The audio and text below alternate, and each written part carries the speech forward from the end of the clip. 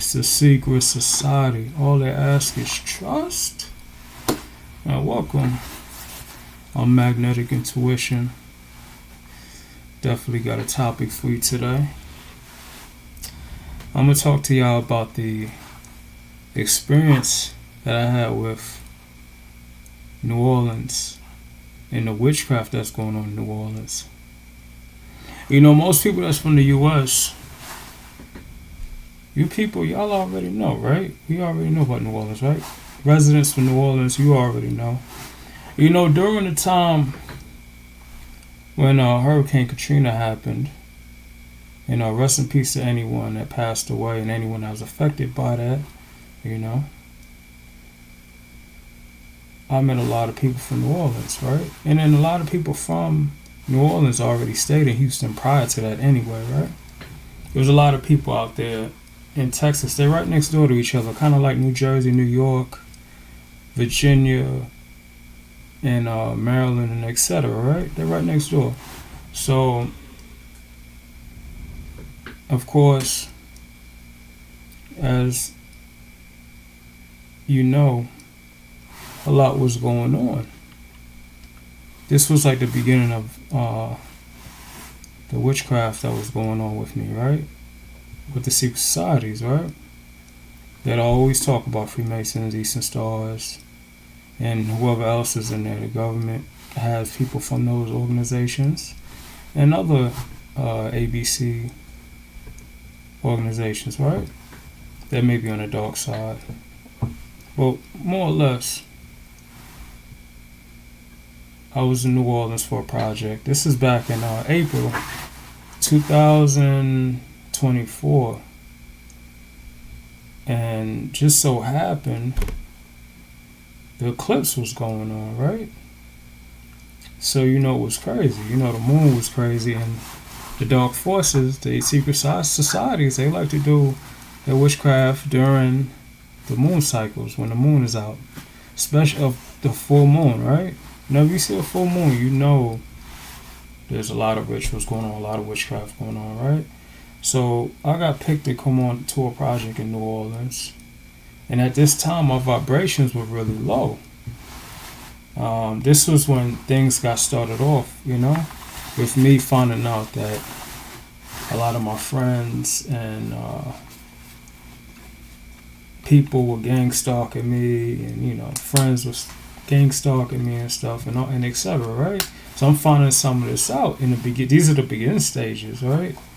Because I had just came from Africa previously, so my vibrations were low, and I was in the hotel. And when I was in the hotel, I noticed a lot of things were going wrong. My window was open, and it couldn't lock. So I remember one night I went to sleep, and I heard my window open, and I'm like, "Yo, my window's open!" And I looked out, and I got up, and to go see like what's going on, because I could hear a window up, you know, on the higher floors. I think I was on like the 4th floor, and I think this hotel has like 6 floors. I'm gonna definitely list that hotel, because they had a whole bunch of secret society members, just doing wild stuff, man. Like you wouldn't believe. And like I said, if you're from New Orleans, this is no surprise to you, right? Like, you know how it gets down out there, right? Let alone in America, but in New Orleans, it's like one of the worst places when it comes to voodoo, or whatever you want to call it, right? Witchcraft, or whatever, right? So I go to check the window, and I notice that somebody closed the window. It was a guy, he closed his window. And I'm like, yo, did this guy just spray something in my room? I was really tripping, man. Like, I was like, yo, like, what is going on? Like, people trying to, like, really kill me, huh? You know? So, of course, I hollered at the, one of the engineers. I think he was like the building engineer or whatever. And I hollered at the supervisor, and I told him about it. And he was like, yeah, they're doing some paint job. And I'm like, bro, this was like 3 or 4 in the morning. Like, who's doing a paint job at 3 or 4 in the morning? You know? So right then and there, I knew something wasn't right. So the next day, I go to work, and I notice that my colleague, he was trying to take pictures of my eyes, and he was actually doing it. He wasn't trying; he was doing it. So he took a picture. First, he took a picture of my right side. I talked about this already, but I'm gonna say it again. First, he sat on this side, the right side, and he was taking pictures of me. And then he sat on my left side. He went to the. I think I went to the restroom and came back, and he was like, "Oh yeah, just sit right there." I was like, "All right, whatever." And he was on this side. He was taking pictures of my eyes. I'm like, "Yo, like what is going on?" Excuse me. And that was for the purpose of witchcraft, right? You get that good close up of the eyes. You know, whatever they do, they print it out or whatever, and then they do their witchcraft and they go to work, right? So that same night, we got off. We was doing 12-hour shifts. I got off around 7 a.m. It was a weekend, and I'm chilling or whatever, and then I go to sleep, and out of nowhere I wake up in the middle of the night, and it felt like a bunch of rage got in me, kind of like an animal, a spirit got into me, and I like woke up in the middle of the night, picked up a dresser. There's like a little dresser thing, you know, where you put the phone at, and I picked it up and I threw it down on the ground, like no BS, right?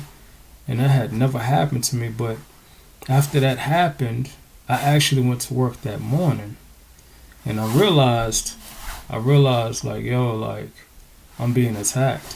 Like, definitely being attacked, you know what I'm saying? This is the first time something like that has ever happened. So I was like tricked out, but I still went to work, of course. Like nothing happened. And it was a bad experience. Like I said, I never had an experience like that before. So I didn't really have anybody to talk to about it, you know? Even though at the time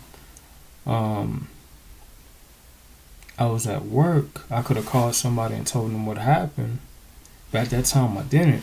So I came back to the hotel from work, and when I came back, I noticed like my window was all like cloudy, you know, like somebody had sprayed something on my window, like to block me from watching out the window. And my window was open. And I'm like, yo, I was at work the whole day. How is this even possible? So I took pictures, and I also noticed that I think it was like $300 that was missing in my suitcase. And so I made a police report. I'm like, yo, this is crazy. So I called the police, because that's what my supervisor at the time, I was working for contracting with a company called Tech Systems that I work with a lot, you know. So she was like, hey, you know, go ahead and make a police report, you know, because you got money stolen, then your window is cloudy. I don't know, it was kind of weird. It was all cloudy and stuff, like something was sprayed on it. And I knew somebody, like I said, had sprayed something, like a substance in my room the night before. So I called the police, and I tried to make a report with the hotel, but that manager, there was two of them. One was a man, and he just wasn't compliant. Then the other one was a lady, who was the head manager. And I made a report with her, but she never like made an official report and got back with me. So it was real weird. But the two police officers came. One was Caucasian, and the other one was an Asian guy. And they had attitudes actually. When they came to my door, they was like, what's the problem? And I'm like, what? So I told them like, hey, like somebody stole some money out my luggage, and then like a lot's been going on in here. So he's upset. They're both upset, you know. But the main guy that was talking, the main police officer that was talking. He was like, are you on some drugs? Or like, what's going on? So right then and there, I already knew, like, man, it is true that many or maybe all of police officers are Freemasons. Me personally, I would say many, but I've heard a Freemason, an old Freemason, former Freemason on YouTube, two of them, they mention that all police officers are Masons. That's crazy. That's crazy. Especially with what I know, you know what I'm saying? Like, considering that the knowledge that I have on them, like, being into, like, that whole devil stuff, you know? But anyway, more or less, the police officer asked me if I was on any drugs. I was like, no, I just take herbs, you know? And I told him what herbs I take, and he was like, well, can I have a look around the room? I'm like, yeah, sure. So he checked the lock on my suitcase, and then he checked, like, around, just looking around, seeing what's going on. I showed him the window and how it was unlocked, and he still had an attitude, and so he wrote a report, and then he left, but didn't give me a copy of it. So I'm just like, wow, like, I have to send this to my supervisor. Why you didn't send me why you didn't give me any copies, right? So, of course, everybody was in on it, right? The police officers, the hotel workers, and etc., right? So, now that I look back, I realized that a lot of this that was going on to me, especially around that time, during the eclipse, and then I noticed that, like, I'm an experiment, right? Like I mentioned this before in other videos. Like, I'm an experiment. Like, they're like seeing what works for me and what doesn't and all that. So there's something called astrocartography. And what it is kind of like, from my knowledge, right, from what I looked up, it deals with your location in astrology, right? Astrology, of course, would be like, the astrological signs, like Scorpio, Pisces, and Cancer, stuff like that. And then, but if you go with astrocartography, then you're dealing with location.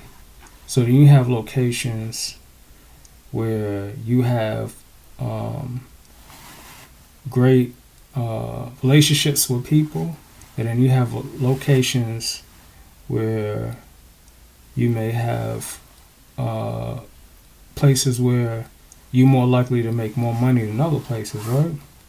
And then you have places where you're more likely to suffer, right? And maybe other places where you're more likely to be at your lowest points, right?